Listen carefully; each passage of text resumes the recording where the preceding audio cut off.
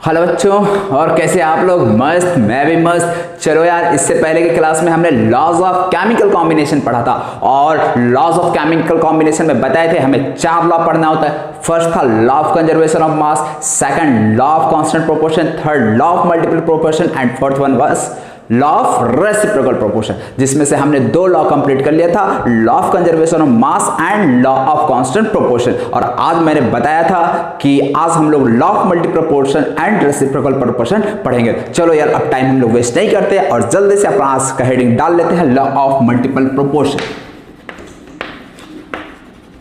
Law of multiple proportion. तो यार उम्मीद है कि आप लोगों को इससे पहले का जो 2 लेक्चर पढ़ाया गया था आप लोग यार अच्छे से किए होंगे कंप्लीट, और हम लोग आज लॉ ऑफ मल्टीपल प्रोपोर्शन को यार बहुत अच्छे तरीके से समझ लेते हैं। सबसे पहले ये लॉ क्या कहता है यार, इस चीज को मैं लिख देता हूं, उसके बाद आपको फिर एग्जांपल के थ्रू अच्छे से एक्सप्लेन कर दूंगा। देखो, लॉ ऑफ मल्टीपल प्रोपोर्शन, यहाँ पे नाम में क्या यूज हो रहा है, मल्टीपल प्रोपोर्शन। मल्टीपल क्यों आया अभी देखो, जस्ट ये समझ में आ जाएगा। जब भी when 2 elements combine to form 2 or more than 2 elements, 2 or more than 2 elements, then the mass of one of the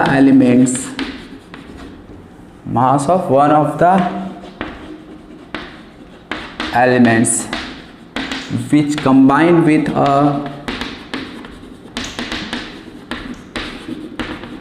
fixed mass of other will bear a simple ratio to each other। ठीक है, इसका क्या मतलब यार पहले समझ लेते हैं, ठीक है ना। क्या कह रहे हैं यार, पहला लाइन समझो, when 2 elements combine to form 2 or more than 2 elements। ठीक, यानी यहाँ पे कितने एलिमेंट्स कंबाइन कर रहे हैं, 2 एलिमेंट्स कंबाइन कर रहे हैं। जब 2 एलिमेंट कंबाइन करते हैं तो it forms 2 or more then 2 elements. ठीक, इसको मैं डायरेक्टली एग्जांपल ले लेते हैं और एग्जांपल से समझाते चलता हूँ, हर एक पॉइंट को आपको अच्छे से क्लियर कर देता। सबसे पहले मैं 2 एलिमेंट लेता हूँ, कार्बन एंड ऑक्सीजन।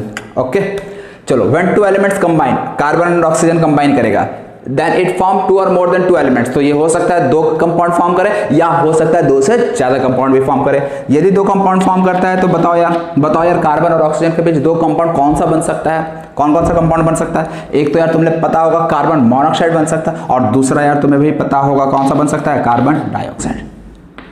ठीक है, इतना तो यार पता ही होगा तुम लोग को, यार कार्बन ऑक्सीजन मिलकर 2 कंपाउंड बना सकता है, एक कार्बन मोनोऑक्साइड और दूसरा कार्बन डाइऑक्साइड। तो यहां तक यार डेफिनेशन का, यहां तक जो स्टेटमेंट का पार्ट था लॉ का, वो यार क्लियर हो गया होगा। क्लियर है ना। when 2 elements combine to form 2 or more than 2 elements, यहाँ नहीं लिखेंगे, सॉरी यार, 2 कंपाउंड्स। ठीक है ना, यहां तक क्लियर हो गया ना। जब भी 2 एलिमेंट कंबाइन करेगा तो वो 2 कंपाउंड बना सकता है या 2 से ज्यादा भी बना सकता है। आगे वो भी एग्जांपल ले लेंगे जहां 2 से ज्यादा कंपाउंड बनाता है 2 एलिमेंट मिलकर। आगे, then the mass of one of the elements which combine with a fixed mass of the other। इसका क्या मतलब हुआ है, थोड़ा ध्यान से यहाँ पे समझना, यही इंपॉर्टेंट पार्ट है पूरे इस लॉ का। ठीक, यहाँ पे क्या कहा, then the mass of one of the elements which combine with a fixed mass of the other। यानी मास हम लोग किसी एक एलिमेंट का ले रहे हैं और दूसरे एलिमेंट का मास को फिक्स रहना है, इसका मतलब समझना अच्छे से। यदि मैं बात करूं कार्बन मोनोऑक्साइड में, तो तुम लोग बताओगे यार कार्बन और ऑक्सीजन कितना मास रेशियो में है। यहाँ पे कार्बन का मास कितना है, ऑक्सीजन का मास कितना है, तो तुम लोग यार एटॉमिक मास, मॉलिक्यूलर मास निकालना सिखा दिए ना। तो तुम लोग बताओ यार कार्बन का मास कितना है, यहाँ पे 12 ग्राम कार्बन। ऑक्सीजन का मास कितना है यार बताओ, 16 ग्राम। समझ में आ रहा, कोई दिक्कत यहाँ तक तो नहीं। चलो यार, CO2 में यार बताओ कितने कार्बन और कितने ग्राम ऑक्सीजन है। देखो, कार्बन का कितना मास, 12 ग्राम लिखेंगे। ऑक्सीजन का बताओ यार कितना मास आएगा। ऑक्सीजन का 2 एटम है ना, 2 एटम का है तो 16 × 2 32। तो यहाँ पे क्या लिखूंगा मैं, 32 ग्राम ऑक्सीजन। क्लियर। अब सेकंड पार्ट देखो यार, मैं इस डेफिनेशन को 3 पार्ट में जो स्टेटमेंट या जो लॉ है ना, इसको मैं 3 पार्ट में स्टडी करूंगा। फर्स्ट पार्ट हमने समझ लिया, सेकंड पार्ट था मास of one of the element which combine with a fixed mass of the other. यहां तक सेकंड पार्ट यहां पे हमारा खत्म हो जा रहा है। ठीक है ना। पहले अभी इसी पार्ट को समझ रहे हैं, यहाँ से लेकर then the mass of one of the elements which combine with the fixed mass of the other. इस चीज को अभी हम लोग इस एग्जांपल के थ्रू समझेंगे। तो यहाँ पे देखो 12 ग्राम कार्बन कितने ग्राम ऑक्सीजन के साथ कंबाइन किया, 16 ग्राम के साथ। जबकि इस कार्बन डाइऑक्साइड में क्या ऑब्जर्व कर रहे हैं, 12 ग्राम कार्बन कितने ग्राम ऑक्सीजन के साथ कंबाइन कर रहा है, 32 ग्राम। तो mass of one of the element which combine with the fixed mass of the other. यहाँ पे बताओ कौन सा एलिमेंट का मास फिक्स रह रहा है। दो एलिमेंट कंबाइन किया था, कार्बन एंड ऑक्सीजन कंबाइन करके आपस में दो कंपाउंड बनाए, carbon monoxide and carbon dioxide. यदि मैं कार्बन मोनोऑक्साइड में देखूं तो 12 ग्राम कार्बन 16 ग्राम ऑक्सीजन के साथ कंबाइन कर रहा है, जबकि कार्बन डाइऑक्साइड में देखूं तो 12 ग्राम कार्बन 32 ग्राम ऑक्सीजन के साथ कंबाइन कर रहा है।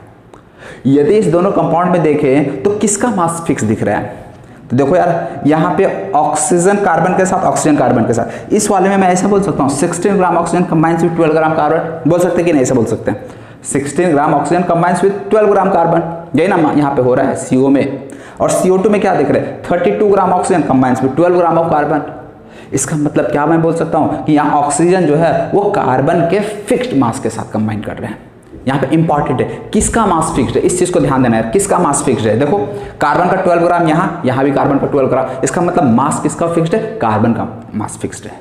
तो इसलिए यहाँ पे ऑक्सीजन का जो मास है which combines the fixed mass of the other, fixed mass of the other का मतलब कार्बन। तो अब यहाँ पे जो बच रहा है, अब आगे थर्ड पार्ट को समझते हैं। उम्मीद है यार ये सेकंड पार्ट आपको समझ में आ गई होगी। Then the mass of one of the elements which combine with the fixed mass of the other. तो mass of one of the elements which combine with the fixed mass of the other. Fixed mass किसको लिया जा रहा है, carbon को, और जो mass of one of the element, one of the element यहाँ पे क्या है, ऑक्सीजन है। तो यहाँ पे आगे क्या कहा जा रहा है, will bear a simple ratio to each other.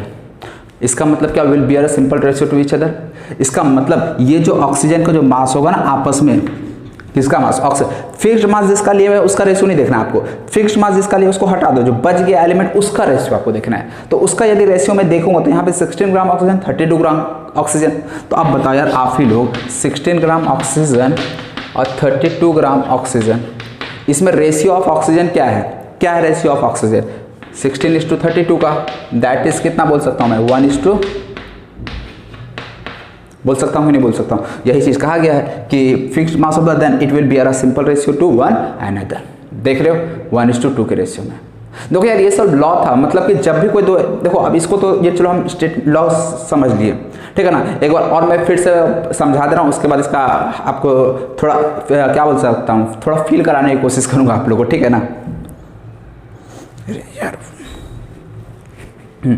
पहले देखो, सबसे पहले बोला गया था when two elements combine to form two और मोर देन टू कंपाउंड्स। तो यहाँ पे टू एलिमेंट कंबाइन किए, carbon and oxygen, and it forms two compounds. यहाँ पे दो ही कंपाउंड फॉर्म हुआ, एक कार्बन मोनोऑक्साइड दूसरा कार्बन डाइऑक्साइड।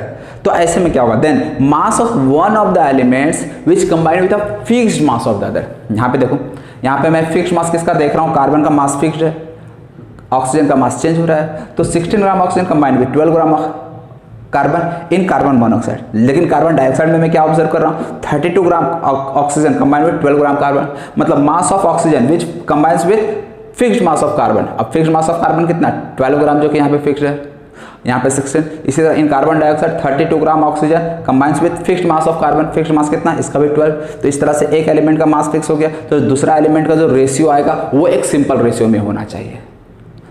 सिंपल रेशियो दिख रहा है 1:2 का, यही कहना चाहता है law of multiple proportion. Multiple नाम में क्यों है, क्योंकि यहाँ पे दो एलिमेंट के द्वारा मल्टीपल कंपाउंड बनाया जा रहा है, इसलिए यहाँ पे लॉ ऑफ मल्टीपल प्रोपोर्शन इसका नाम पड़ा। समझ में आ रहा है, मतलब इसको यदि मैं थोड़ा सा फील करना चाहूँ तो ऐसा समझो कि कोई भी दो एलिमेंट नेचर में, ठीक है ना, नेचर में कोई भी दो एलिमेंट कंबाइन करके 2, 3, 4, 5 कंपाउंड बना सकता है, लेकिन बनाएगा तो वहाँ पे एक शर्त है, ठीक है ना, शर्त है, कंडीशन है। क्या कंडीशन है, यदि मैं दो एलिमेंट जो कंबाइन करके मान लो यार 3, 4, 5 कंपाउंड बना रहे हैं, तो उसमें से किसी एक एलिमेंट का यदि मैं मास फिक्स कर दूं ना, तो दूसरे एलिमेंट का जो रेशियो आएगा मास का, किसका रेशियो, मास का रेशियो, एक एलिमेंट के मास को मैंने फिक्स कर दिया, तो दूसरे एलिमेंट के मास का रेशियो आएगा ना, वो सिंपल होना चाहिए।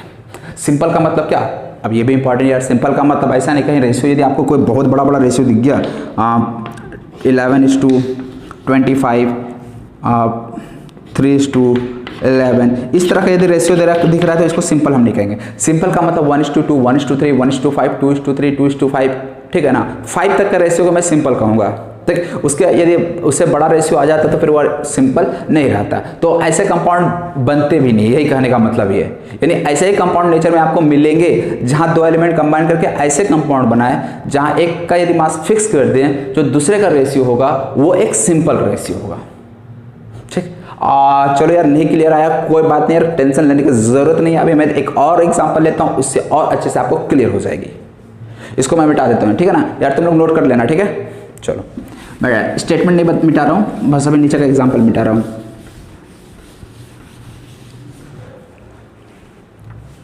चलो मैं अब सल्फर और ऑक्सीजन के द्वारा, अब ये तुम लोग मुझे गाइड करोगे, ठीक है ना। अब मैंने बताऊंगा, तुम लोग यार आगे आगे बोलते चलोगे। सल्फर ऑक्सीजन यार पहले तुम लोग बताओ, सल्फर और ऑक्सीजन मिलकर, सल्फर का कोई और ऑक्सीजन के बीच का दो कंपाउंड बताया, तुम लोगों को बताना है कौन कौन सा कंपाउंड होता है सल्फर का। एक तो SO2, यार बहुत अच्छी बात है, ये तो बच्चा बताता है। कोई दूसरा कंपाउंड बताओ सल्फर एंड ऑक्सीजन के बीच का, बताओ कौन सा हो जाएगा सल्फर ऑक्सीजन के बीच दूसरा कंपाउंड, पता है किसी को? SO3। कुछ बच्चों को पता होगा, कुछ को नहीं पता होगा, कोई बात नहीं यार, जान ले। इसका नाम सल्फर डाइऑक्साइड बोलते हैं, इसका नाम सल्फर ट्राइऑक्साइड बोलते हैं। क्लियर? चल, तो ये हो गया सल्फर डाइऑक्साइड, ये हो गया सल्फर ट्राइऑक्साइड। अब यदि मैं बात करूं सल्फर डाइऑक्साइड में, तो सल्फर का कितना मास ऑक्सीजन के कितने मास के साथ कंबाइन किया, ये तुम लोग को बताना है। बताओ सल्फर का कितना मास ऑक्सीजन के कितने मास के साथ रिएक्ट किया। तो यार तुम लोग का एटॉमिक मास, मॉलिक्यूलर मास तो आता ही है। उम्मीद है यार तुम लोग को जो पढ़ाया जा रहा है वो तुम लोग सब कुछ एकदम कंप्लीट कर रहे होगे टाइम टू टाइम। सल्फर का यहाँ पे मैं क्या बोल सकता हूँ, 32 ग्राम सल्फर कंबाइंस विथ कितना ग्राम ऑक्सीजन, बताओ यार 16 × 2 32 ग्राम ऑक्सीजन। क्लियर? यहाँ तक तो यार कोई दिक्कत नहीं आई होगी।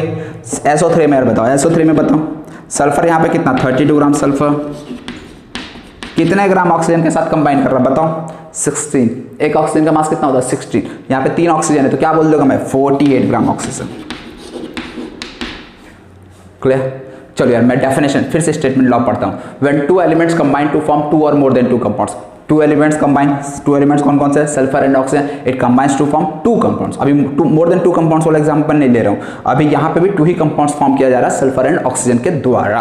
आगे क्या कहा, मास of one of the elements which combine with the fixed mass of the other. यानी यहाँ पे क्या हो रहा है 32 ग्राम sulphur combines with 32 gram oxygen, यहाँ पे क्या हो रहा है 32 ग्राम sulphur combines with 48 gram of oxygen. अब अगेन बताओ इस सल्फर एंड ऑक्सीजन में किसके मास को फिक्स करके रखा गया है, तो देख सकते हो यार दोनों केस में मैं ऑब्जर्व किया तो देख रहा हूँ 32 ग्राम सल्फर 32 ग्राम सल्फर है। इसका मतलब यहाँ ऑक्सीजन जो है ना वो कंबाइन कर रहा फिक्स्ड मास ऑफ सल्फर के साथ। इस चीज को समझना, oxygen combines with a fixed mass of sulphur in sulphur dioxide. यदि मैं सल्फर डाइऑक्साइड की बात करूं तो 32 gram oxygen combines with 32 gram sulphur, लेकिन यदि सल्फर ट्राइऑक्साइड की बात करूं तो यहाँ 48 ग्राम oxygen combines with 32 gram of sulphur. यानी यहाँ पे सल्फर का मास क्या फिक्स है। यदि इसका मास फिक्स कर दिए तो यहाँ पे अब हम रेशियो किसका चेक करेंगे, ये भी इंपॉर्टेंट है। जिसका मास फिक्स है ना उसका रेशियो आपको चेक नहीं करना है, वो तो यार 1:1 में ही होगा ना। इसलिए दूसरे एलिमेंट का जिसका मास फिक्स नहीं है उसका आपको रेशियो चेक करना, और वो क्या होना चाहिए, सिंपल रेशियो होना चाहिए। तो सल्फर का मास फिक्स, दूसरा एलिमेंट बचता है ऑक्सीजन, ऑक्सीजन का रेशियो बताओ कितना हो जाएगा, तो 32 और 48, 32 और 48 का रेशियो कितना आ गया, 16 का पहाड़ा तो तुम लोग का यार आता ही होगा 2:3। यानी इस दोनों केस में यदि ऑक्सीजन का मैं रेशियो देखूं, ठीक है ना, मास of oxygen which combines with a fix mass of sulphur, तो वो कितना आ जाएगा 2:3, जो कि मैं क्या बोलूँगा एक सिंपल रेशियो है। बस यही है law of multiple portion. Clear है?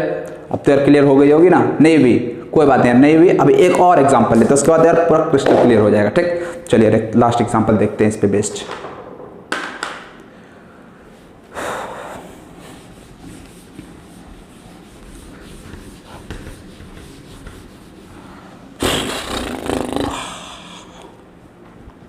चल अब देखो यार, अब मैं नाइट्रोजन और ऑक्सीजन का कंपाउंड लेता हूं। नाइट्रोजन ऑक्सीजन, देखिए नाइट्रोजन और ऑक्सीजन कितने ऑक्साइड बनाते हैं पता है तुम लोग को, कुछ को पता होगा कुछ को नहीं पता होगा, कोई बात नहीं यार, तुम लोग इधर ध्यान से देखना। नाइट्रोजन ऑक्सीजन, सबसे पहले तो यार एक NO होता है, नाइट्रिक ऑक्साइड कहते हैं। यार जगह कम पड़ जाएगा, एक काम करते हैं मैं मिटा देता हूँ ऊपर का, ठीक है ना। तुम लोग यार नोट तो कर ही लियोगे, तुम लोग सब पढ़ने लिखने वाले बच्चे हो ना। बोर्ड यार छोटा पड़ जा रहा है आजकल, चलो थोड़ा कॉम्प्रोमाइज़ करना पड़ेगा यार लाइफ में। क्या कॉम्प्रोमाइज़, लॉकडाउन में भी आ गया, कॉम्प्रोमाइज़ कर रहे हैं पढ़ाई से भी। चलो कोई बात नहीं। नाइट्रोजन और ऑक्सीजन, नाइट्रोजन और ऑक्सीजन के द्वारा कौन कौन सा कंपाउंड बनाया जाएगा? तो सबसे पहले तो नाइट्रोजन NO बनाया, नाइट्रोजन मोनोऑक्साइड, जिसको नाइट्रिक ऑक्साइड भी कहते हैं, NO2 nitrogen dioxide, N2O die nitrogen oxide, N2O3, N2O5। कितने कंपाउंड बन गया? अरे 1 2 3 4 5। कितने कंपाउंड बन गए बच्चों? 5 कंपाउंड बन तो गए। अब हम लोग को क्या देखना है? When 2 elements combine to form more than 2 compounds, यहाँ देख रहे हो? अब यहाँ पे 2 एलिमेंट कंबाइन करके 2 से ज्यादा कंपाउंड बना रहे हैं। क्लियर है? अब यदि ऐसा हो रहा है तो चलो चेक करते हैं। अब देख यार, किसी एक, पहले तो हम ये देखेंगे कि हर एक कंपाउंड में नाइट्रोजन और ऑक्सीजन का कितना मास आपस में रिएक्ट कर रहा है। पहले ये चीज चेक करना है। चेक क्या करना है यार? लिख देना है जस्ट। बताओ यार, यहाँ पे नाइट्रोजन का कितना, ऑक्सीजन का कितना, बता नहीं सकते तुम लोग? बताओ। 14 gram nitrogen combines with 16 gram oxygen. कोई दिक्कत? कोई दिक्कत नहीं रहा हुआ यार। यहाँ पे बताओ यार, 14 ग्राम नाइट्रोजन कितने ग्राम ऑक्सीजन के साथ? 16 2 32। तुम लोग तो यार अब मास्टर हो गए होगे। 14 2 28 gram nitrogen combines with 16 gram oxygen. दिख रहा है? N2O3 अगेन देखिए, नाइट्रोजन का मास कितना हो जाएगा? 14 × 28 ग्राम नाइट्रोजन प्लस ऑक्सीजन का कितना? 16 3 48। N2O5 अगेन नाइट्रोजन का 28 gram nitrogen combines with oxygen का कितना हो जाएगा? 16 × 5 80। ऐसा ठीक है, लिख लिया मैंने सभी कंपाउंड में नाइट्रोजन और ऑक्सीजन किस का कितना मास रिएक्ट कर रहा है एक दूसरे के साथ। इतना तो तुम लोग भी कर लिए होगे। हमें प्रूफ क्या करना है कि यहाँ पे लॉ ऑफ मल्टीपल प्रोपोर्शन ओबे हो रहा है।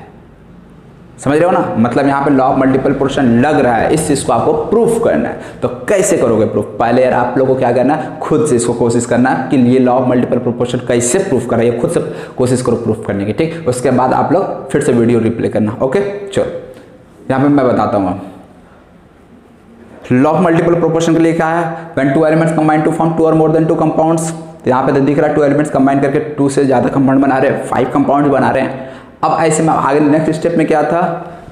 मास of one of the elements which combine with a fixed mass of the other. इसका क्या मतलब हुआ? तो यहाँ पे इसका मतलब क्या हुआ? कोई एक एलिमेंट का मास, ठीक है ना, मास of one of the element which combine with a fixed mass of the other. अब फिक्स्ड मास किसको करें यार? ये ज़्यादा मतलब थोड़ा दिक्कत वाली बात है। यदि हम किसी भी कंपाउंड नाइट्रोजन को यदि फिक्स करना की कोशिश करें तो 14 14 28 28 28। नाइट्रोजन तो यार फिक्स है ही नहीं, क्या करेंगे फिर? ऑक्सीजन का मास चेक करते हैं यार, ऑक्सीजन 16 32। ले यार, यही काम बिगड़ गया। ऑक्सीजन का भी मास फिक्स नहीं दिख रहा, ना नाइट्रोजन का मास फिक्स दिख रहा, ना ऑक्सीजन का मास फिक्स दिख रहा। काम तो बिगड़ गया अपना। क्या करना पड़ेगा? तो कुछ करना नहीं पड़ेगा, थोड़ा सोचो, दिमाग को चलाओ अपना। क्या करना पड़ेगा यार? क्या बोला गया? मास of one of the elements which combine with a fixed mass of the other. मतलब क्या? आप यार एक का मास को फिक्स कर दो अपने से। अब अपने से कैसे फिक्स कर दोगे यार? थोड़ा दिमाग में चल गया यार, अपने से कैसे फिक्स? यहाँ तो 14 ग्राम 16 ग्राम के साथ कंबाइन कर रहा है, यहाँ 14 ग्राम 32 ग्राम के साथ कंबाइन कर, और ये सब तो 28 28 ग्राम कंबाइन कर रहा है। तो हम फिक्स कैसे कर दें यार? कर सकते हो यार, तुम लोग देखो कैसे कर सकते हो। 14 ग्राम यदि 16 ग्राम ऑक्सीजन के साथ कंबाइन कर रहा है तो एक काम करते हैं, हम नाइट्रोजन का मास को फिक्स कर देते हैं। कैसे फिक्स करेंगे? सभी में हम नाइट्रोजन का मास को 28 ग्राम रख देते हैं। कितना रख देते हैं? 28 ग्राम। अब 28 ग्राम कैसे कर देंगे सर? तो यार देख, 14 ग्राम नाइट्रोजन 16 ग्राम ऑक्सीजन के साथ कंबाइन कर रहा है ना। यदि मैं इसका 28 ग्राम नाइट्रोजन ले लूँ तो बताओ ऑक्सीजन का मास कितना हो जाएगा? यदि इसका मैं 28 ग्राम ले लूँ, मतलब इसका जस्ट डबल कर दिया, तो इसको 28 ग्राम कर दूंगा तो इसका भी मास कितना हो जाएगा? 32 ग्राम हो जाएगा। मतलब 14 ग्राम के साथ 16 ग्राम ऑक्सीजन कंबाइन कर रहा है तो 28 ग्राम के साथ 32 ग्राम ऑक्सीजन कंबाइन करेगा। So simple. तो यार जस्ट लिखो यहाँ पे 28 ग्राम नाइट्रोजन 32 ग्राम ऑक्सीजन के साथ कंबाइन। क्लियर? समझ में आया ना किस तरह से मैं फिक्स कर रहा हूँ? आ रहा है ना समझ में? चलिए बहुत अच्छी बात। 14 ग्राम नाइट्रोजन 32 ग्राम। अब फिर से यहाँ पे नाइट्रोजन का मास 14 है, हमको हर जगह नाइट्रोजन का मास कितना करना? 32 करना है। ठीक, तो 32 कर, ये सॉरी, नाइट्रोजन का मास कितना करना है? 28 करना है। नाइट्रोजन का मास 28 करो। यहाँ पे 28 करने के लिए क्या करना पड़ेगा? इसको डबल किए ना, तो इसको भी क्या करना पड़ेगा? डबल करना पड़ेगा। मतलब यहाँ पे भी 32 ग्राम ऑक्सीजन करना पड़ेगा। क्लियर? तो इस तरह से अब देखो फर्स्ट केस में भी नाइट्रोजन का मास हमने 28 ग्राम कर दिया, यहाँ पे भी नाइट्रोजन का मास 28 ग्राम कर दिया, यहाँ पे भी 28 ग्राम 28 काम हो गया अपना फिनिश।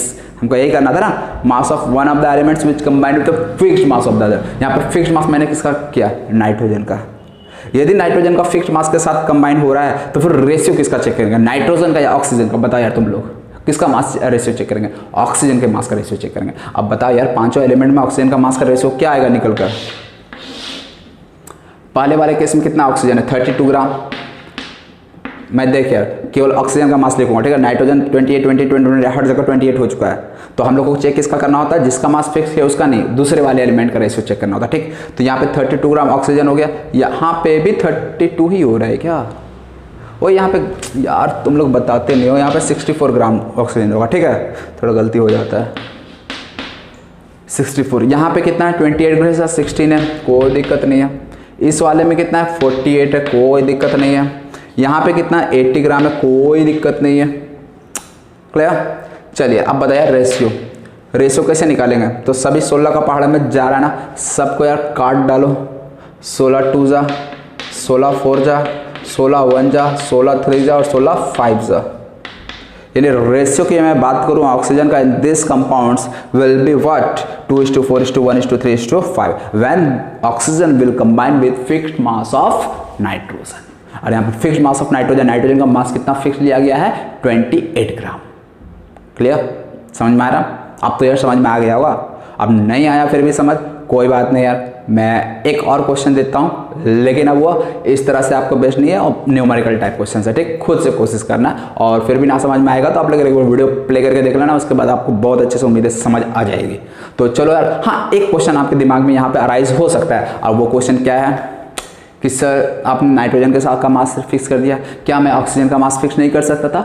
बिल्कुल यार कर सकते थे, ऑक्सीजन का भी मास फिक्स करके तुम नाइट्रोजन, हाँ, लेकिन यदि तुम ऑक्सीजन का मास फिक्स कर रहे हो तो रेशियो किसका देखना पड़ेगा, नाइट्रोजन का देखना पड़ेगा। बस यार यही ध्यान रखो, बाकी कोई मतलब कि जरूरी नहीं कि आपको नाइट्रोजन का ही मास को फिक्स करना, ऐसा कोई जरूरी नहीं है। और बाकी में भी केस करवाया था ना सल्फर डाइऑक्साइड और कार्बन का, तो वहां पर भी कोई जरूरी नहीं था कि कार्बन और सल्फर का ही फिक्स करना है। आप चाहो तो ऑक्सीजन का भी फिक्स कर सकते हो, लेकिन जिसका फिक्स कर रहे हो उसका रेशियो नहीं है, उसका रेशियो तो ऑलवेज 1:1 ही आएगा।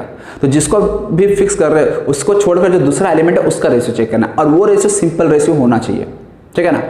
वो आ जाएगा, तुम लोग खुद से करके देख लेना। यहाँ पे भी मैं करके बता दूँ कि तुम लोग करके देख लोगे। जैसे मान लो बता देता हूँ, ठीक है ना। जैसे ये वाला चलो हटाओ, 16 gram oxygen, 32 gram oxygen, 16 gram oxygen, 48 80 gram oxygen, है ना।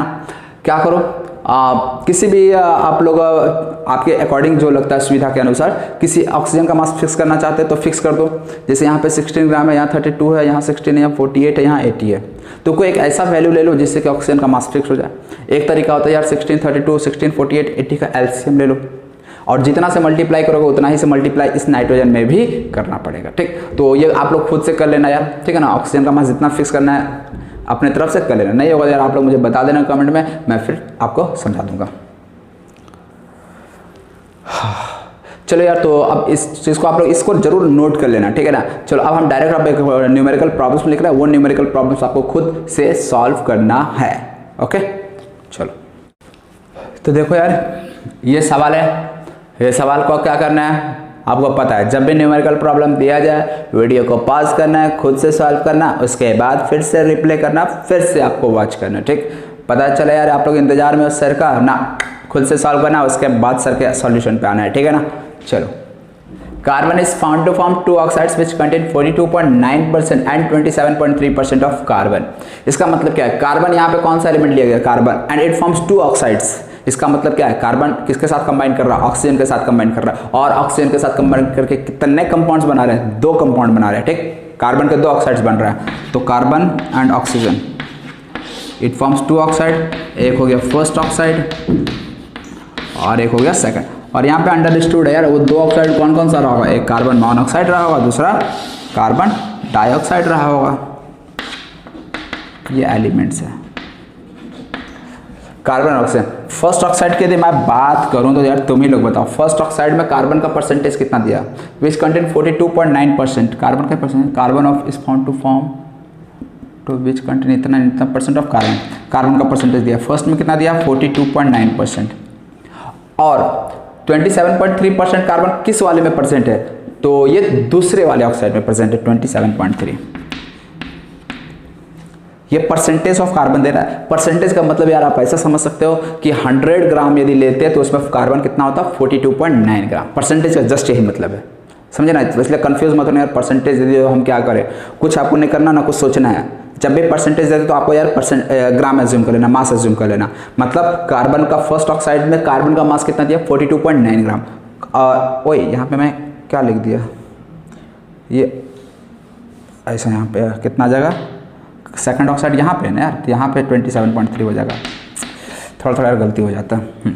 तो कार्बन का परसेंटेज जो है फर्स्ट ऑक्साइड में इतना है और सेकंड ऑक्साइड में कार्बन का परसेंटेज इतना है। अब आप लोग बताओ यार, फर्स्ट ऑक्साइड में कार्बन का परसेंटेज इतना है तो ऑक्सीजन का परसेंटेज क्या होगा, ये आप लोग को बताना है। कैसे बताएंगे हम, तो यार कार्बन का परसेंटेज 42.9 है, मतलब कार्बन का यदि मास 42.9 ग्राम है तो ऑक्सीजन का मास कितना होगा, परसेंटेज के फॉर्म में दिया ना। इसका मतलब बचा हुआ परसेंटेज जो होगा वो किसका होगा, ऑक्सीजन का होगा। तो यार बताओ ऑक्सीजन का मास कितना हो जाएगा, तो 100 में से जस्ट क्या करेंगे, माइनस कर देंगे। 9 में से 2 गया, 9 में से 4 गया 5 आ जा रहा, करेक्ट, ठीक है ना। अब यहाँ पे बताओ यार सेकंड ऑक्साइड में कार्बन का परसेंटेज कितना है 27.3, तो ऑक्सीजन का परसेंटेज कितना होगा यार, बता नहीं सकते हो क्या, बता सकते हो ना, बताओ कितना होगा। तो 100 में से अगेन माइनस कर दो, 100 माइनस 3 7, 9 में से 7 गया 2, 9 में से 2 गया 7, 1 का 0 आ गया, 7 3 10 9 10। तो इस तरह से यार कार्बन एंड ऑक्सीजन का परसेंटेज फर्स्ट ऑक्साइड में भी हमें पता है और कार्बन एंड ऑक्सीजन का परसेंटेज सेकंड ऑक्साइड में भी पता है। करना क्या है आप लोग बताओ, करना क्या है अपने को, law of multiple proportion prove करना है ना। लॉ ऑफ मल्टीपल प्रोपोर्शन कैसे प्रूव करते हैं, क्या बताए थे, किसी एक का मास को फिक्स करो और दूसरे एलिमेंट का मास का रेशियो देख लो, और वो रेशियो सिंपल होना चाहिए। सिंपल का मतलब 1:2, 1:3, 2:3, 2:5, 2:5 तक ही, 5 के ऊपर फिर सिंपल नहीं कहलाएगा, ठीक है। और ऐसे में कैसे में समझ सकते हो कि वो कंपाउंड का फॉर्मेशन का टेंडेंसी बहुत कम हो जाएगा, ठीक। तो इस तरह से यहाँ पे मैं क्या बोल सकता हूँ कि फर्स्ट ऑक्साइड में कार्बन और ऑक्सीजन इस रेशियो में कंबाइन कर रहा है, जबकि यहाँ पे कार्बन और ऑक्सीजन का रेशियो देखो मास जो देखेंगे 27.3 और 72.7 ग्राम। इसको जस्ट आप ग्राम में एज्यूम कर लो, ठीक है ना, मतलब इसका इतना ग्राम इसके इतने ग्राम के साथ कंबाइन कर रहा है। यहाँ पे कार्बन का 27.3 ग्राम 72.7 ग्राम के साथ कंबाइन कर रहा है, ऐसा समझ लो आप, ठीक। तो अब बताओ यार यहाँ पे मैं मास किसका फिक्स करूँ, कार्बन का 42.9 ग्राम कंबाइंस विद 57.1 ग्राम ऑक्सीजन। यहाँ पे देखूंगा तो 27.3 gram carbon combines with 72.7 gram oxygen. यार यहाँ तो हमको किसी का मास फिक्स ही नहीं दिख रहा है। यदि फिक्स नहीं दिख रहा है तो क्या करना पड़ेगा, अपने को फिक्स करना पड़ेगा। अब फिक्स करने के लिए यार जो करना है कर लो। जैसे मैं नाइट्रोजन वाला जो केस समझाया था उसमें फिक्स करने के लिए क्या किया, 28 लाना था ना, तो 2 से मल्टीप्लाई करते। हाँ लेकिन यार ध्यान में रखना, जब 2 से मल्टीप्लाई करें तो दूसरे वाले एलिमेंट में भी 2 से मल्टीप्लाई करना पड़ेगा, ठीक है। तो इसलिए यार चलिए यार यहाँ पे अब मैं सॉल्व करता हूँ, आप लोग देखना किस तरह से सॉल्व किया जा रहा है। फर्स्ट ऑक्साइड की मैं बात करता हूँ। फर्स्ट ऑक्साइड में 42.9 gram carbon combines with 57.1 gram oxygen. कोई दिक्कत नहीं ना, वेरी गुड। अब यदि इतना ग्राम कार्बन, अब मैं देखो कार्बन का मास हमको फिक्स, एक का मास फिक्स करना है, कार्बन एंड ऑक्सीजन में किसी एक का फिक्स करना है, तो मैं कार्बन का मास फिक्स कर देता हूँ, ठीक। और फिक्स्ड मास मैं मान लो 1 ग्राम मान लेता हूँ। मतलब मैं ये देख रहा हूँ कि 1 ग्राम कार्बन के लिए कितना ग्राम ऑक्सीजन यहाँ चाहिए होगा, यानी 42.9 ग्राम कार्बन के लिए 57.1 ग्राम ऑक्सीजन चाहिए ना। तो यदि मैं 1 ग्राम कार्बन ले लूँ तो ऑक्सीजन कितना चाहिए होगा, तो यूनिटरी मेथड से मैं निकाल लूंगा कि इतना के लिए इतना ऑक्सीजन चाहिए, तो 1 ग्राम कार्बन के लिए कितना ऑक्सीजन चाहिए, तो ऑक्सीजन का मास पता चल जाएगा। गुड। फिर इस वाले में क्या करेंगे, 27.3 ग्राम कार्बन के लिए 72.7 ग्राम ऑक्सीजन चाहिए, 27.3 के लिए इतना ऑक्सीजन चाहिए। तो फिर इसका 1 ग्राम के लिए कितना ऑक्सीजन चाहिए होगा, फिर से यूनिटरी मेथड लगा के निकाल लेंगे। मतलब मैंने क्या किया, यहाँ पे हमने 1 ग्राम कार्बन के साथ देखा कि कितना ऑक्सीजन का जरूरत पड़ रहा, यहाँ पे भी हमने सेम चीज किया, यहाँ पे भी देखा 1 ग्राम कार्बन के साथ कितना ऑक्सीजन का जरूरत पड़ रहा है। मतलब हमने कार्बन का मास दोनों ऑक्साइड में, फर्स्ट एंड सेकंड ऑक्साइड दोनों ऑक्साइड में फिक्स कर दिया 1 ग्राम। और फिर इसका मास 1 ग्राम फिक्स करने के बाद ऑक्सीजन का रेशियो मैंने चेक कर लिया कि ऑक्सीजन का रेशियो क्या है, सिंपल आ रहा है कि नहीं आ रहा। दैट्स इट, सिंपल आ गया, मतलब वो लॉ ऑफ मल्टीपल प्रोपोर्शन वो भी कर रहा है, फॉलो कर रहा है। That's it. चलो यार इसी चीज को अब यहाँ पे मैं देखो यार समझा देता हूँ। 42.9 ग्राम कार्बन 57.1 ग्राम, 1 ग्राम कार्बन ले ले तो फिर कितना ग्राम ऑक्सीजन आ जाएगा,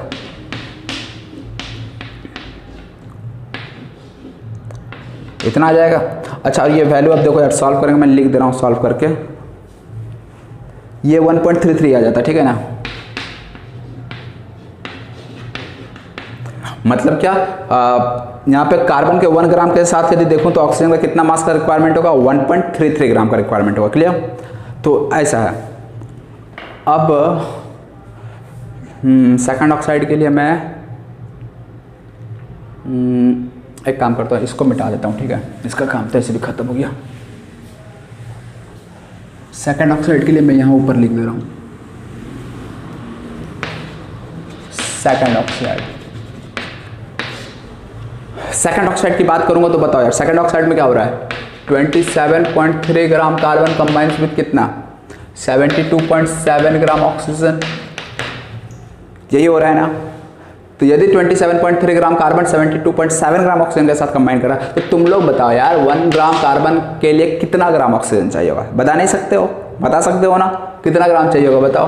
72.7 बाय में 27, यूनिटरी मेथड, यूनिटरी मेथड पता है ना। जब भी कभी ऐसा है ए में बी तो सी में कितना, तो हमेशा यार याद रखना B Y into C, just this, समझ आया। यानी कोई चीज़ ए में बी आ रहा है तो सी में कितना है, तो हमेशा बी ऊपर ए नीचे इंटू में सी, यही है यूनिटरी मेथड, ठीक है। सब तुम लोग बचपन से पढ़ते आ रहे हो। हाँ तो चलो यार, यहाँ पे कितना वैल्यू आएगा, तो हमें पता चलेगा यहाँ पे 27.3 ग्राम कार्बन के लिए इतना ऑक्सीजन की जरूरत था, तो मैंने निकाला 1 ग्राम कार्बन के लिए कितना ग्राम ऑक्सीजन। यहाँ पे मैंने 1 ग्राम क्यों लिया, समझ में आया। हमने क्या बोला था, हमको फिक्स करना है किसी एक का मास, तो हमने किसका मास फिक्स किया, कार्बन का, किसी एक का। कार्बन और चाहो तो ऑक्सीजन का भी कर सकते थे, मैंने कार्बन का मास फिक्स कर दिया, ठीक है। और कार्बन का मास फिक्स किया तो यहाँ पे 1 ग्राम ही क्यों लिए, कुछ भी ले सकते थे यार। 100 ग्राम मन करता तो मैं 100 ग्राम भी ले सकता था, तुम लोग लेके देख लेना। यदि यहाँ पे, लेकिन एक चीज, यदि यहाँ पे 100 ग्राम के लिए देख रहे हो ना, तो सेकंड ऑक्साइड में भी फिर 100 ग्राम कार्बन के लिए कितना ऑक्सीजन रिक्वायर्ड होगा वो आपको चेक करना पड़ेगा। पता चला यहाँ पे 1 ग्राम के और यहाँ पे 100 ग्राम के ना, फिर ऐसा नहीं चलेगा। किसी एक एलिमेंट का मास फिक्स होना चाहिए दोनों ऑक्साइड में। तो यहाँ पे मैंने 1 ग्राम कार्बन के लिए देखा कितना ऑक्सीजन, तो यहाँ भी 1 ग्राम कार्बन के लिए कितना ऑक्सीजन ये चेक करूंगा, ठीक। और ये वैल्यू यार कितना आ जाएगा, देखो देख लेता हूँ मैं, ये 2.66 आ जाएगा, ठीक है। तो अब यहाँ पे मैंने एक कप मास फिक्स कर दिया, किसका मास फिक्स कर दिया, कार्बन का मास फिक्स कर दिया। यदि कार्बन का मास फिक्स कर दिया तो यार किसका रेशियो देखेंगे, बताओ तुम ही लोग। कार्बन का मास फिक्स किया ना, तो रेशियो किसका देखना होगा, दूसरे वाले एलिमेंट का, दूसरे वाले एलिमेंट का है तो ऑक्सीजन का। तो इस तरह से रेशियो ऑफ ऑक्सीजन बताओ इन टू ऑक्साइड, दोनों ऑक्साइड में रेशियो ऑफ ऑक्सीजन कितना हो जाएगा, एक 1.33 और दूसरा 2.66, 1:2, विच इज सिंपल और नॉट यार, ऑब्वियसली इट इज सिंपल। हो गया law of multiple proportion prove, समझ में आया क्या करना था। तो इस तरह से आपको पूरे लॉ ऑफ मल्टीपल प्रोपोर्शन का यदि क्वेश्चन कहीं भी दिखे तो आपको यार ज़्यादा दिमाग लगाने की जरूरत नहीं है। सबसे पहले तो यार कौन सा 2 एलिमेंट है, उसमें से आपको किसी एक एलिमेंट का मास को फिक्स कर देना। आपको यार 1 ग्राम मन करे, 1 ग्राम मान लो, मैंने यहाँ पे कार्बन का मास फिक्स करना चाहा तो कार्बन का मास फिक्स कर दिया, लेकिन दोनों जगह कार्बन को ही फिक्स करना पड़ेगा। तो यहाँ पे मैंने कार्बन का 1 ग्राम, इसका भी 1 ग्राम के लिए देख लिया कितना ऑक्सीजन का जरूरत है, और फिर दूसरे जो ऑक्सीजन है उसका रेशियो चेक कर लिया, खत्म कहानी। यही चीज़ आपको हर क्वेश्चन में करना होगा। तो ठीक है, उम्मीद है समझ में आ गया होगा, फिर आपको क्वेश्चन मिल जाएगा शीट में, कर लेना। बेसिक जो फंडा है ना वो मैंने आपको बता दिया, ठीक। तो उम्मीद है यार ये वाला पार्ट आपको अच्छे से समझ में आ गई होगी। तो चलो यार, अब लास्ट जो लॉ था, लॉ ऑफ रेसिप्रोकल प्रोपोर्शन, उस चीज़ को अब हम लोग समझ लेते हैं। तो आप लोग यार इस चीज़ को नोट कर लो पहले।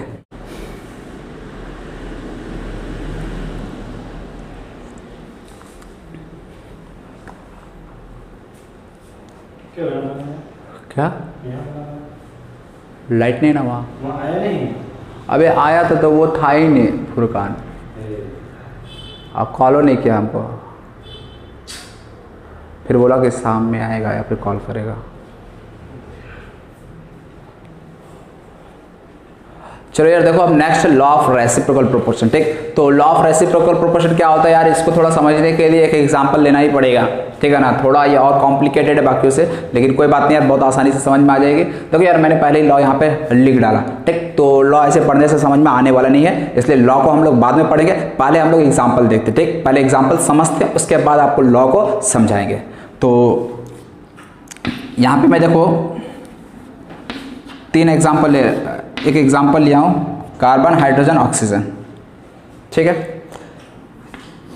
यहाँ पे देखना होगा क्या, यहाँ पे कार्बन ऑक्सीजन आपस में कंबाइन करेगा, ठीक।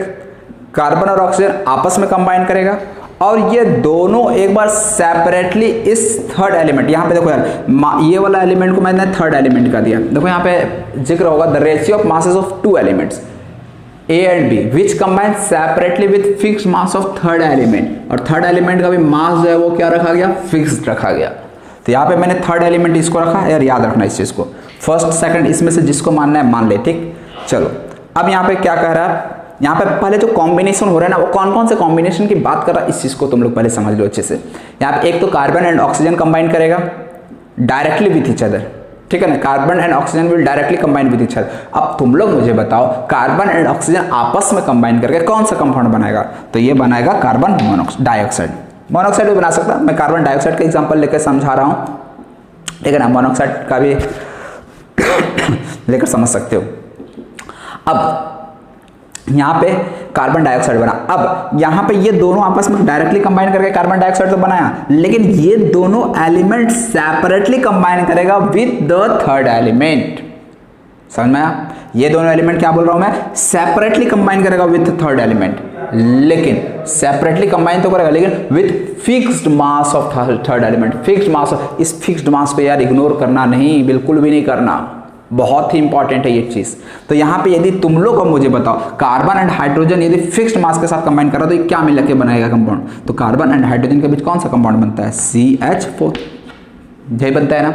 इसी तरह से ऑक्सीजन जब हाइड्रोजन के साथ कंबाइन करेगा तो कौन सा कंपाउंड बनाएगा, H2O बनाएगा ना, याद रख लिया। अब देखो यार मुझे करना क्या, जरा समझना, यहाँ पे कार्बन हाइड्रोजन के साथ तो कंबाइन किया, अब मैं पूछूं तुमसे कि कार्बन हाइड्रोजन कंबाइन करके CH4 बनाया, तो इस CH4 में कार्बन का कितना मास था, हाइड्रोजन का कितना मास था, बता सकते हो। तो चलो यार देखता हूँ, CH4 में यदि मैं बात करूं तो कार्बन का कितना है, 12 ग्राम कार्बन है, हाइड्रोजन का कितना है, 4 ग्राम कार्बन है। अब यार एटॉमिक मॉलिक्यूलर मास आप लोग यार सिखा चुके थे, इतना तो समझ में आ ही रहा होगा, कार्बन का एक एटम का मास 12 और हाइड्रोजन का 4 एटम का मास 4, ये कार्बन नहीं होगा यार, मेरे से बहुत गलती होता है यार। चलो 12 ग्राम कार्बन और 4 ग्राम हाइड्रोजन होगा, ठीक। हाँ, तो ये कार्बन और हाइड्रोजन जब कंबाइन किया आपस में, तब यहाँ पे जब ऑक्सीजन हाइड्रोजन के साथ सेपरेटली कंबाइन करेगा तो क्या बना रहा है, H2O। यदि H2O में बात करें तो यहाँ पे ऑक्सीजन का कितना ग्राम है, ऑक्सीजन को पहले लिख रहा हूँ, ठीक है, ऑक्सीजन का 1 एटम है ना, तो 16 gram oxygen will combine with 2 gram of hydrogen. Clear. हाँ, मैंने यार यहाँ पे जरा ध्यान दो, थर्ड एलिमेंट मैंने किसको माना था, किसको माना था, हाइड्रोजन को थर्ड एलिमेंट माना था ना, हाइड्रोजन को थर्ड एलिमेंट माना था, लेकिन यहाँ पे यार एक और चीज क्या लिखा था, थर्ड एलिमेंट के फिक्स्ड मास के साथ इन दोनों को कंबाइन करना था। यहाँ पे कार्बन मैं पूछूं कि हाइड्रोजन के कितने मास के साथ कंबाइन कर रहा है, तो क्या बोलोगे, कार्बन का 12 ग्राम, हाइड्रोजन के 4 ग्राम के साथ कंबाइन किया। यदि मैं यहाँ बात करूं तो यहाँ पे क्या बोलोगे, ऑक्सीजन का 16 ग्राम, हाइड्रोजन के 2 ग्राम के साथ कंबाइन किया, थर्ड एलिमेंट ये था। तो यहाँ पे कार्बन तो इसके 4 ग्राम के साथ रिएक्ट कर रहा है, लेकिन ऑक्सीजन यहाँ पे इसके 2 ग्राम के साथ रिएक्ट कर रहा है। लेकिन जो लॉ जो स्टेटमेंट है वो क्या कहता है, थर्ड एलिमेंट के फिक्स्ड मास के साथ कंबाइन करना है इनको। फिक्स्ड मास कैसे होगा, या 4 ग्राम है, यहाँ पे 2 ग्राम है, और हमको मास किसका फिक्स करना है, कार्बन ऑक्सीजन का करना है क्या, नहीं, किसका, हाइड्रोजन का करना। तो हाइड्रोजन का करो, 4 ग्राम को करने की जरूरत नहीं है, हम 2 ग्राम को करते हैं। 2 ग्राम पे नहीं मैं 4 ग्राम करूंगा, यार तुम लोग बताओ, क्या मैं यहाँ पे 2 का 4 किया तो उसको चेंज नहीं करेंगे, करेंगे कि नहीं करेंगे, करेंगे ना। तो करो, कितना हो जाएगा यहाँ पे 32 ग्राम ऑक्सीजन हो जाएगा, समझ में आ रहा है। तो यहाँ पे मैंने 32 ग्राम ऑक्सीजन और 4 ग्राम हाइड्रोजन आ गया हमारा, समझ में आया। मतलब यहाँ पे ये दोनों एलिमेंट पहले क्या हुआ, सेपरेटली क्या क्यों यूज हो रहा, समझ में आ रहा है। The ratio mass of 2 element which combine separately with, अरे यार कुछ ज्यादा ही जोश में आ जाते कभी कभी, हाँ, which combine separately with fixed mass of third element. तो यहाँ पे सेपरेटली देख रहे हो, कार्बन हाइड्रोजन के साथ सेपरेटली रिएक्ट करके CH4 बनाया, जिसमें से कार्बन और हाइड्रोजन का मास रेशियो ये था। ऑक्सीजन सेपरेटली इस हाइड्रोजन के साथ कंबाइन किया, बनाया H2O, जिसमें मास रेशियो इतना था। इसी को मैं 32 ग्राम ऑक्सीजन 4 ग्राम हाइड्रोजन भी लिख सकता हूँ, क्योंकि 16 ग्राम ऑक्सीजन को यदि 2 ग्राम हाइड्रोजन चाहिए तो 32 ग्राम ऑक्सीजन को 4 ग्राम हाइड्रोजन नहीं चाहिए होगा ना। चलो अब यहाँ पे अब रेशियो किसका देखेंगे, तो मास हम लोग किसका फिक्स कर दिया, हाइड्रोजन का मास फिक्स कर दिया ना, तो रेशियो किसका देखेंगे, कार्बन एंड ऑक्सीजन का। अब तुम लोग बताओ, यहाँ पे 12 ग्राम कार्बन यूज हो रहा है, यहाँ पे 32 ग्राम ऑक्सीजन हो रहा है, which combines with 4 gram hydrogen, यहाँ 4 ग्राम हाइड्रोजन होगा। तो इस तरह से कार्बन और ऑक्सीजन का यदि मैं रेशियो देखूंगा तो तुम लोग बताओ 12:2 कितना हो गया, 32, यानी रेशियो देखूंगा तो कितना हो जाए, 4 × 12, 4 × 32। इसका मतलब यहाँ से रेशियो कितना आ गया, 3:8। यहाँ पे इंपॉर्टेंट क्या है ना, ये जो 3:8 का रेशियो आया, ये कब आया? जब कार्बन एंड ऑक्सीजन इस थर्ड एलिमेंट के फिक्स्ड मास के साथ सेपरेटली कंबाइन किया, तब ये रेशियो 3:8 आ रहा है। इस चीज को समझना, ठीक है ना। 3:8 कब आ रहा है? जब कार्बन और ऑक्सीजन सेपरेटली इस हाइड्रोजन के थर्ड एलिमेंट के फिक्स्ड मास के साथ कंबाइन कर रहा, तब आ रहा है। ठीक, अब एक तो ये आ गया रेशियो, एक रेशियो और आएगा, यहाँ पे 2 रेशियो आएगा। अब दोनों रेशियो को अब सेम होना है या फिर सिंपल होना है, ठीक है, वो बात चलो बाद में, पहले हम 2 रेशियो को समझ। एक रेशियो 6:3:8 कैसे आया समझ में आया। एक दूसरा रेशियो आएगा, कैसे आएगा? जब ये दोनों एलिमेंट आपस में डायरेक्टली कंबाइन करेंगे, और जब डायरेक्टली कंबाइन करेंगे तो ये क्या बना रहे? CO2 बना रहा। और CO2 बना रहा तो यार तुम ही लोग मुझे बताओ, CO2 में 12 ग्राम कार्बन और ऑक्सीजन कितना है? 16 दूनी 32, जो कि रेशियो कितना दे देगा? अगेन 3:8 दे देगा, 3:8। इसका मतलब यहाँ पे क्या हो रहा है? यहाँ पे कार्बन और ऑक्सीजन जब सेपरेटली इस थर्ड एलिमेंट के फिक्स्ड मास के साथ कंबाइन कर रहा है तो भी रेशियो 3:8 आ रहा है, और जब कार्बन और ऑक्सीजन डायरेक्टली आपस में कंबाइन कर रहा है तो भी 3:8 आ रहा है। तो अब डेफिनेशन को समझो, यहाँ पे अब जो स्टेटमेंट जो लॉ था ना उसको समझो, अब समझ में आ जाएगा। The ratio of masses of 2 elements, यहाँ पर 2 एलिमेंट्स इस दोनों को कहा जा रहा है। The ratio of masses of 2 elements which combine with separately with fixed mass of third element, it separately combine with third element, fixed mass of third element. समझ में आ रहा? आगे इज आइदर सेम। अब देखो यहाँ पे जो रेशियो था ना, is either same or some simple multiple of ratio of masses in which A and B combine directly with each other। यहाँ पे क्या हो रहा है? इज आइदर सेम, मतलब क्या? यहाँ पे 2 रेशियो आ रहा है। एक रेशियो तो जब ये सेपरेटली कंबाइन किया तो आया कार्बन और ऑक्सीजन के बीच का रेशियो, एक दूसरा रेशियो आ रहा है जब ये आपस में डायरेक्टली कंबाइन करेंगे। और ये दोनों रेशियो जो आ रहा है ये आइदर सेम होना चाहिए or some simple multiple of ratio of masses होना चाहिए। सम सिंपल मल्टीपल का मतलब क्या होता है? ये रेशियो आइदर जो रेशियो आ रहा है ना, ये हो सकता है कि एक रेशियो दूसरे का डबल हो जाए, ट्रिपल हो जाए, 4 टाइम्स हो जाए, 5 टाइम्स, ऐसा कहने का मतलब है। तो यहाँ पे तो दोनों रेशियो सेम आ गया, कोई बात नहीं यार, सेम भी हो सकता है दोनों रेशियो, या फिर सेम नहीं हुआ तो फिर हम चेक करेंगे क्या एक रेशियो दूसरे रेशियो का डबल ट्रिपल तो नहीं आ जा रहा है, या फिर हो सकता है हाफ आ जाए, 1/3 आ जाए, ऐसा भी हो सकता है। समझ रहे हो ना? यानी कोई इसमें से कोई एक रेशियो डबल हो जाए, ट्रिपल हो जाए, 3 टाइम 4 टाइम 5 टाइम्स हो जाए तो भी हमारा चलता है। तो इस तरह से ये वाला एग्जांपल जो कार्बन ऑक्सीजन हाइड्रोजन वाले, उम्मीद है आप लोगों को समझ में आ गई होगी। इसमें क्या करना होता है लॉ में, ठीक करना क्या आपको यार, मैं एक बार फिर से शॉर्ट में रिवाइज करा दे रहा हूँ। यहाँ पे दोनों एलिमेंट को थर्ड एलिमेंट के फिक्स्ड मास के साथ कंबाइन कराना है। जब इसके फिक्स्ड मास के साथ कंबाइन करा देंगे तो इस दोनों एलिमेंट का रेशियो चेक कर लेंगे। तो यहाँ पे चेक किए तो आया था 3:8। फिर ये आपस में डायरेक्टली कंबाइन करा के आपको रेशियो देखना है। तो जब डायरेक्टली कंबाइन किया तो CO2 बनाया, CO2 के केस में रेशियो है 3:8। तो इस तरह से हम क्या बोल देंगे, दोनों रेशियो सेम आ गया तो हमारा हो गया law of reciprocal proportion proof. ठीक, तो ये एक एग्जांपल है। एक और एग्जांपल देख लेते हैं, उसके बाद ये क्लियर हो जाएगा लॉ ऑफ रेसिप्रोकल प्रोपोर्शन। तो चलो यार एक और एग्जांपल देख लेते हैं। हाइड्रोजन, ऑक्सीजन और सल्फर के बीच का एक एग्जांपल देख लेते हैं। ठीक है, यहाँ पे क्या होगा, हाइड्रोजन, ऑक्सीजन, सल्फर। देखिए यहाँ पे मैं थर्ड एलिमेंट सल्फर को मान रहा हूँ। ठीक है, थर्ड एलिमेंट किसी को भी मान के ये चेक कर सकते हो कि यहाँ पे लॉ ऑफ रेसिप्रोकल प्रोपोर्शन वो भी हो रहा है कि नहीं हो रहा है। मैं सल्फर को मान रहा हूँ। ठीक, चलो यदि मैं सल्फर को मानूँ तो क्या बताया था, यहाँ पे फर्स्ट एलिमेंट सेकंड एलिमेंट ये दोनों हो जाएगा। पहले इसको और इसको सेपरेटली कंबाइन कराओ। मैं हाइड्रोजन और सल्फर को सेपरेटली कंबाइन कराऊंगा तो क्या बनाएगा ये H2S। ऑक्सीजन और सल्फर को यदि सेपरेटली कंबाइन करूंगा तो क्या बनाएगा SO2। SO3 भी बना सकता है, ठीक है ना। तो उसके लिए भी एक अलग से तुम चेक कर सकते हो। तो मैं यहाँ पे SO2 बनाकर चेक कर रहा हूँ। अब यहाँ पे H2S में क्या हो रहा है, H2S में क्या हो रहा है, हाइड्रोजन का 2 ग्राम, सल्फर का कितना ग्राम, 32 ग्राम। कोई दिक्कत तो यहाँ तक नहीं। तो यहाँ पे मेंशन करना, हाइड्रोजन 2 ग्राम हाइड्रोजन, 32 ग्राम सल्फर। यदि इस वाले में चेक करूँ तो 32 ग्राम सल्फर है और ऑक्सीजन भी कितना 32 ग्राम है। 32 ग्राम, अरे यार 32 ग्राम ऑक्सीजन और 32 ग्राम सल्फर। सल्फर को मैं बाद में क्यों लिख रहा हूँ, क्योंकि यहाँ पे बाद में था ना, हमें थर्ड एलिमेंट जो है ना उसका मास को क्या रखना, फिक्स रखना है ना। तो मास को फिक्स करते हैं। 32 ग्राम सल्फर, वहाँ भी 32, सल्फर का मास फिक्स है। यदि सल्फर का मास फिक्स है तो हमें रेशियो किसका देखना होगा, हाइड्रोजन का एंड, ये हाइड्रोजन है, हाइड्रोजन का एंड यहाँ ऑक्सीजन का। तो हाइड्रोजन और ऑक्सीजन का रेशियो देख लो। तो हाइड्रोजन और ऑक्सीजन का रेशियो तुम लोग बताओ यार क्या आ जाएगा। यहाँ से 2 ग्राम और यहाँ पे कितना है 32 है, और कितना आ गया ये रेशियो 1:16। समझ में आया 1:16 कैसे आया। हमने क्या किया, यहाँ पे इसको हाइड्रोजन को थर्ड एलिमेंट के फिक्स्ड मास के साथ कंबाइन कराया, फिर ऑक्सीजन को थर्ड एलिमेंट के फिक्स्ड मास के साथ कंबाइन कराया, फिर इस दोनों का रेशियो चेक किया। ये क्या बनाया, जब ये दोनों आपस में कंबाइन किया सेपरेटली H2S, ये इसके साथ सेपरेटली कंबाइन किया बनाया SO2। फिर यहाँ पे थर्ड एलिमेंट सल्फर था, सल्फर का मास मैंने दोनों का फिक्स कर दिया। ऑलरेडी यहाँ पे पहले से फिक्स था, जरूरत ही नहीं था, तो डायरेक्टली हाइड्रोजन का 2 ग्राम, ऑक्सीजन का 32 ग्राम रिएक्ट किया। तो ऐसे में रेशियो क्या आ गया, हाइड्रोजन ऑक्सीजन का 1:16।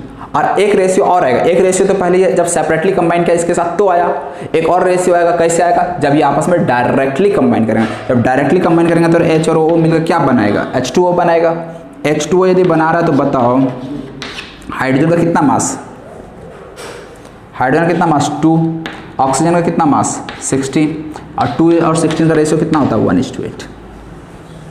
और क्या बोला गया था, ये जो रेशियो आ रहा है ये आइदर सेम होगा या सम सिंपल मल्टीपल होगा, यही बोला गया था ना। तो यहाँ पे तो सेम आया क्या, दोनों रेशियो नहीं आया ना। यदि सेम नहीं आया तो फिर देखेंगे क्या सम सिंपल मल्टीपल है। सम सिंपल मल्टीपल मतलब एक रेशियो दूसरे का डबल हो जाए, ट्रिपल हो जाए, 4 टाइम 5 टाइम ऐसा, हाँ उससे ज़्यादा नहीं, सिंपल मल्टीपल होना चाहिए। पता चले यार 10 टाइम्स 20 टाइम्स ऐसा नहीं होना चाहिए।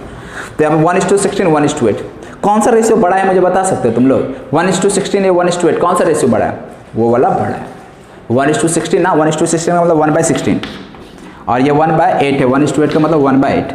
अब तुम लोग बताया कौन बड़ा है, तो वो बड़ा है। तो वो रेशियो मैं बोल सकता हूँ, ये रेशियो छोटा है ना, तो वो वाला जो रेशियो है ना इस रेशियो का डबल है, यानी this ratio is twice this ratio. 1/16 का ट्वाइस हो रहा है वो वाला रेशियो, मतलब दिस रेशियो जो जब हाइड्रोजन और ऑक्सीजन डायरेक्टली जो कंबाइन कर रहा है ना, तो इस तरह से जो हाइड्रोजन और ऑक्सीजन का जो रेशियो आ रहा है वो पहले वाले हाइड्रोजन और ऑक्सीजन के रेशियो का डबल है। कैसे डबल में समझ में आया, यहाँ 1:16 था, वहाँ 1:8 था, तो जस्ट इसका डबल किया तो 1:8 आ गया। तो इस तरह से अगेन मैं क्या देख रहा हूँ, ये भी लॉ ऑफ रेसिप्रोकल प्रोपोर्शन को ओबे करता है। ठीक, तो उम्मीद है यार लॉ ऑफ रेसिप्रोकल प्रोपोर्शन अब आप लोग यार क्लियर हो गया होगा। तो चलो यार अब नोट कर लो आप लोग इसको, ठीक है। तो इस पे चलो यार एक बेस्ड और न्यूमेरिकल प्रॉब्लम्स भी हम लोग कर लेते हैं, ठीक है ना। उसके बाद यार ये अपना जो लॉज ऑफ केमिकल कॉम्बिनेशन वाला पार्ट था वो कंप्लीट हो जाएगा। ठीक, तो आप लोग नोट कर लो, मैं क्वेश्चन यहाँ पे लिख दे रहा हूँ। तो देखो यार ये सवाल है, पहले आपको क्या करना, वीडियो को पॉज करके खुद से कोशिश करना इस सवाल को करने का, नहीं होगा फिर आप हमारे सॉल्यूशन पे आओ। चलो यार मैं सॉल्व करता हूँ इस क्वेश्चन को। अब सबसे पहले अमोनिया एक कंपाउंड लिया गया जिसमें बताया गया है नाइट्रोजन का परसेंटेज इतना है और हाइड्रोजन का परसेंटेज इतना है। ठीक, अमोनिया कंपाउंड है जिसमें नाइट्रोजन एंड हाइड्रोजन दोनों का परसेंटेज गिवन है।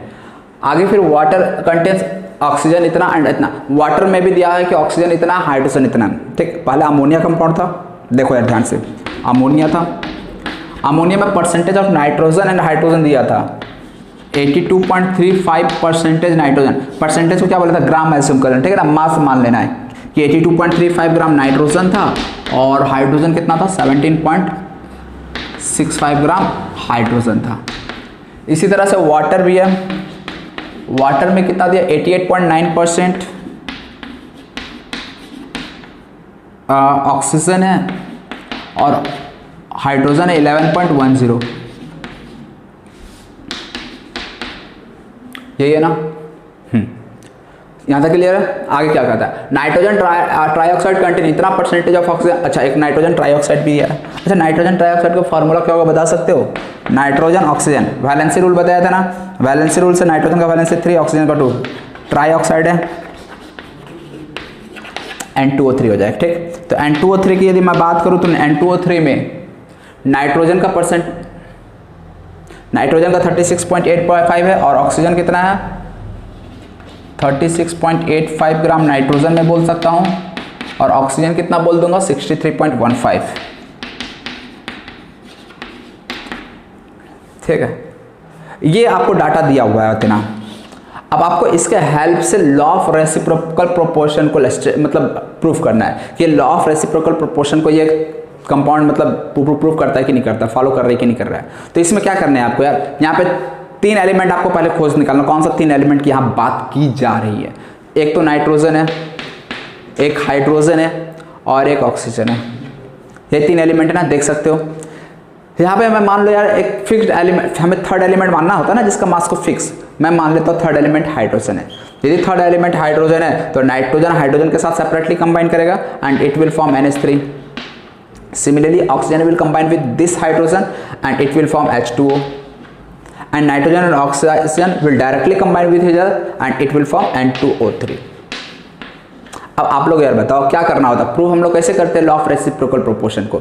जस्ट आप लोग देख लो, इस NH3 में नाइट्रोजन और हाइड्रोजन का जो मास कंबाइन कर रहा है और जो यहाँ से कंबाइन कर रहा है, और किसके, हाइड्रोजन का फिक्स्ड मास के साथ जो नाइट्रोजन और ऑक्सीजन का रेशियो आएगा वो एक रेशियो हो गया, और एक रेशियो आएगा N2O3 में नाइट्रोजन ऑक्सीजन का। आपको क्या कर देना, जस्ट प्रूफ कर देना कि ये रेशियो जो है वो सेम है या फिर सम सिंपल मल्टीपल है एक दूसरे का, काम हो जाएगा अपना।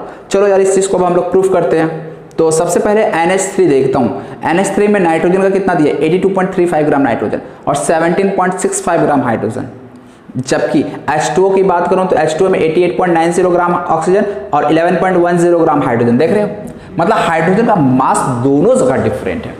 यदि दोनों जगह हाइड्रोजन का मास डिफरेंट है तो हमें क्या करना पड़ेगा, पहला काम हाइड्रोजन का मास फिक्स करना पड़ेगा। यही तो पहला कंडीशन था कि आपको यार जो थर्ड एलिमेंट है उसका मास को फिक्स रखना है। तो थर्ड एलिमेंट हाइड्रोजन, यहाँ पे 17.65 ग्राम हाइड्रोजन, यहाँ पे 11.10 ग्राम हाइड्रोजन। आप क्या कर दो, दोनों जगह 1-1 ग्राम हाइड्रोजन कर दो। मतलब 1 ग्राम हाइड्रोजन के लिए कितना नाइट्रोजन चाहिए होगा, 1 ग्राम हाइड्रोजन के लिए कितना ग्राम ऑक्सीजन चाहिए होगा, ये चीज़ चेक कर लो। जब 1 ग्राम के लिए कुछ नाइट्रोजन आएगा, 1 ग्राम हाइड्रोजन के लिए कुछ ऑक्सीजन आएगा, तो हम लोग इस दोनों नाइट्रोजन ऑक्सीजन का अब एक रेशियो निकाल लेंगे। तो एक रेशियो कहाँ से आएगा, समझ में आया ना, हाइड्रोजन का मास को फिक्स करना है, वहाँ से देख लेना नाइट्रोजन और ऑक्सीजन का रेशियो क्या है। चलो यार इस चीज़ को मैं, जगह यार कम पड़ जाता है, सुनिए यार मैं ऊपर का मिटा देता हूँ, ठीक है ना, क्वेश्चन का तो काम खत्म हो गया। चलो यार मैं ऊपर यहाँ से सॉल्व करता हूँ, ठीक, आप लोग थोड़ा अच्छे से ध्यान से देखना। हाँ पहले 17 ये कौन सा कंपाउंड की बात हो रही है, NH3 की बात हो रही है। NH3 में 17.65 ग्राम हाइड्रोजन कंबाइंस विथ कितना ग्राम नाइट्रोजन, 82.35 ग्राम नाइट्रोजन। समझ में, यदि मैं हाइड्रोजन 1, अच्छा यहाँ पे 1 ग्राम ही क्यों कर रहा हूँ, हम क्या बताए, हाइड्रोजन का आपको फिक्स्ड मास करना है, वो 1 ग्राम करो, 100 ग्राम करो, 50 ग्राम करो, 200, 1000 ग्राम करो, जितना करना है करो, कोई फर्क नहीं पड़ता है, ठीक है ना। बस यदि यहाँ पे 1 ग्राम कर रहे हैं तो नाइट्रोजन का 1 ग्राम के साथ देखेंगे, ऑक्सीजन के साथ भी 1 ग्राम हाइड्रोजन का ही देखेंगे रिएक्शन। बस दोनों के साथ 1-1 ग्राम का देखेंगे कि कितना नाइट्रोजन जरूरत पड़ रहा है इसके 1 ग्राम से रिएक्ट करने के लिए, और ऑक्सीजन का कितना मास जरूरत पड़ेगा हाइड्रोजन के 1 ग्राम से रिएक्ट करने के लिए। दोनों केस में इसके फिक्स्ड मास के साथ ही इसका रेशियो को चेक करेंगे, ठीक है ना। तो यहाँ पे 1 ग्राम हाइड्रोजन के लिए कितना आ जाएगा नाइट्रोजन,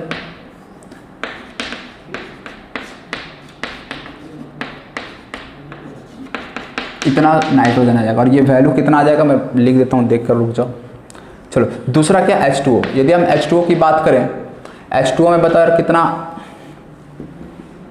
हाइड्रोजन कितना था, 11.10 ग्राम, 11.10 gram hydrogen combines with 88.90 gram oxygen. तो यदि 1 ग्राम हाइड्रोजन लूँ तो 1 ग्राम हाइड्रोजन के लिए ऑक्सीजन कितना आ जाएगा यार बताओ, दिस बाय दिस 11.10। यार आप बताओ इतना तो लोग नहीं कर सकते हो क्या यार, इसको सॉल्व कर लेना यार। देख यार एक चीज़ यार मैं बता दे रहा हूँ अभी, यार आपको लास्ट तक ये चीज़ फॉलो करना है। जब भी कोई कैलकुलेशन आए, नहीं तो ऐसा नहीं, जब भी कोई कैलकुलेशन आए तो पता चला आप लोग कैलकुलेटर और मोबाइल लेके बैठ के कैलकुलेशन करने, यार ये आदत बिल्कुल आपको नहीं डालनी है। बहुत गंदी आदत होती है बच्चों में, अपना दिमाग चलाना है, मोबाइल चलाना ज़िंदगी भर। अभी आपको मोबाइल से दूर रहना है, ठीक है ना। कैलकुलेशन के लिए मैनुअली सॉल्व करोगे, ऐसा नहीं यहाँ पे कैलकुलेटर लेकर एकदम तुरंत निकाले कैलकुलेट किया वैल्यू पुट कर दिए, ये सब नहीं चलेगा। खुद से कैलकुलेट करो, क्योंकि यार ये सब तुम लोग कभी फेल नहीं हो रहा है। फाइनल जब एग्जाम देते हो तो वहाँ पे क्या होता है, ये सब सिली मिस्टेक का एक वजह बन जाता है। कैलकुलेशन जहाँ भी इस तरह का लेंदी कैलकुलेशन आएगा यार छोड़ दोगे क्वेश्चन। तो इसीलिए अभी से आपको हैबिट डालना है, कोई भी लेंदी कैलकुलेशन है तो उसको पूरा सॉल्व करना है खुद से मैनुअली। पता चला कैलकुलेटर और मोबाइल लेके घर पे बैठ के सॉल्व कर दिया, आंसर निकाल लिया, वैसे एकदम काम ही नहीं करना। कोई भी सब्जेक्ट हो, फिजिक्स हो, मैथ्स हो, केमिस्ट्री हो। मैथ्स में तो इस तरह कैलकुलेशन की जरूरत पड़ेगा ही नहीं, फिजिक्स और केमिस्ट्री में ही पड़ेगा। फिजिक्स में भी कम पड़ेगा, केमिस्ट्री में ही सबसे ज़्यादा पड़ता है। तो इसीलिए यार एकदम इस तरह का कैलकुलेशन को आपको हाथ से सॉल्व करना है खुद से मैनुअली, ठीक है ना। मैं बता दे रहा हूँ और हर जगह ये चीज़ आपको ध्यान में रखना है। जब भी कैलकुलेशन है तो खुद से सॉल्व करने की आदत डाल लेना है, ठीक है ना। अभी मैं वैल्यू लिख दे रहा हूँ डायरेक्ट देखकर, ये 4.66 आ जाता है, और वाटर में आ जाएगा 8 ग्राम आ जाता है, ठीक है, ये 8 ग्राम आ जाता है। तो इस तरह से 1 ग्राम हाइड्रोजन के लिए इतना ग्राम नाइट्रोजन चाहिए और 1 ग्राम हाइड्रोजन के लिए कितना ग्राम ऑक्सीजन चाहिए, 8 ग्राम ऑक्सीजन चाहिए। तो यहाँ से नाइट्रोजन और ऑक्सीजन का मास रेशियो कितना आ गया, ratio of nitrogen and oxygen कितना आ गया 4.66:8। ये सॉल्व कर लोगे तो ये वैल्यू आ जाता है 1:1.7। ठीक है, क्लियर है। यानी नाइट्रोजन का और ऑक्सीजन का जो रेशियो आ रहा है वो इतना आ रहा है। एक तो ये हो गया। अब ये रेशियो नाइट्रोजन और ऑक्सीजन का जो आ रहा है ये कब आ रहा है, जब ये डायरेक्टली आपस में नाइट्रोजन ऑक्सीजन कंबाइन किया या फिर जब ये सेपरेटली एक थर्ड एलिमेंट के साथ कंबाइन किया तब का रेशियो है। तो मैं क्या बोलूंगा, जब ये दोनों एलिमेंट सेपरेटली एक थर्ड एलिमेंट के फिक्स्ड मास के साथ कंबाइन कर रहा है तब नाइट्रोजन और ऑक्सीजन का जो रेशियो आ रहा है वो आ रहा है 1:1.7। और अब एक और रेशियो हमें निकालना पड़ेगा, और एक और रेशियो कैसे आएगा, जब नाइट्रोजन और ऑक्सीजन आपस में डायरेक्टली कंबाइन करेगा, मतलब नाइट्रोजन ऑक्सीजन यहाँ पे डायरेक्टली जब कंबाइन करेगा तो एक और रेशियो आएगा। तो यार तुम लोग बता दो क्या आ जाएगा। तो यहाँ पे नाइट्रोजन ऑक्सीजन का रेशियो देख सकते हो, डायरेक्ट मैं यहीं पे लिख देता हूँ, ठीक है ना। Ratio of nitrogen and oxygen when they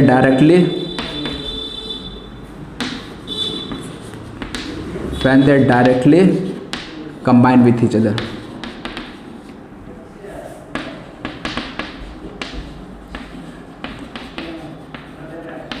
when they directly combine with each other। तो बताओ यार कितना आ जाएगा, नाइट्रोजन का मास कितना कम है। अब देखिए डायरेक्टली ना, तो डायरेक्टली ऑलरेडी दिया है ना।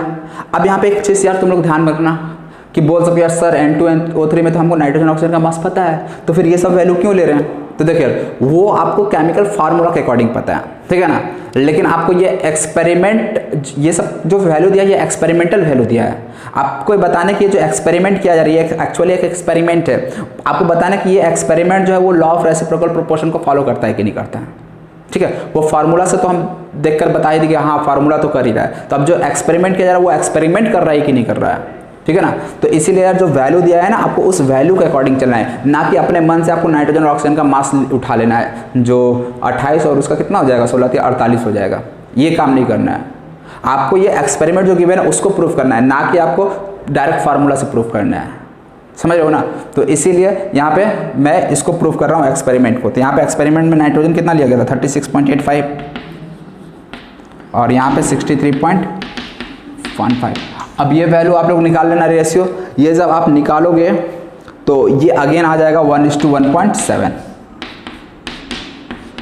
ठीक, तो अब मैं क्या देख सकता हूँ कि यहाँ पे नाइट्रोजन ऑक्सीजन का रेशियो जब सेपरेटली कंबाइन किया हाइड्रोजन के फिक्स्ड मास के साथ तो भी 1:1.7 आ रहा था, जब ये आपस में डायरेक्टली कंबाइन किया तो भी 1:1.7 आ रहा था। तो इस तरह से दोनों रेशियो क्या हो गया, सेम नहीं होता, मान लो या सेम नहीं होता तो फिर हम चेक करते हैं कि ये इस दोनों में से कोई एक रेशियो किसी दूसरे का डबल है, ट्रिपल है, 4 टाइम 5 टाइम है या नहीं है, समझ में आया। तो फिलहाल यहाँ तो सेम हो गया तो हो गया लॉ ऑफ रेसिप्रोकल प्रोपोर्शन, समझ में आया। तो इस तरह से ये 4 लॉ था लॉज ऑफ केमिकल कॉम्बिनेशन का, और यहीं पे लॉज ऑफ केमिकल कॉम्बिनेशन अपना कंप्लीट हो गया। आप लोग यार इस चीज़ को नोट कर लेना, ठीक है ना। तो इस तरह से लॉज ऑफ केमिकल कॉम्बिनेशन का हमारा यहाँ पे कंप्लीट होता है। इसके बाद हम लोग कुछ और लॉस के बारे में पढ़ेंगे, ठीक है। तो वो अब आप लोग नेक्स्ट क्लास में पढ़ेंगे यार, ये ऐसे ही लेक्चर यार बहुत लंबा हो चुका है, ठीक है ना। तो इसलिए अब वीडियो को यहीं पे समाप्त करते हैं। वीडियो देखने के लिए thank you and bye bye बच्चों।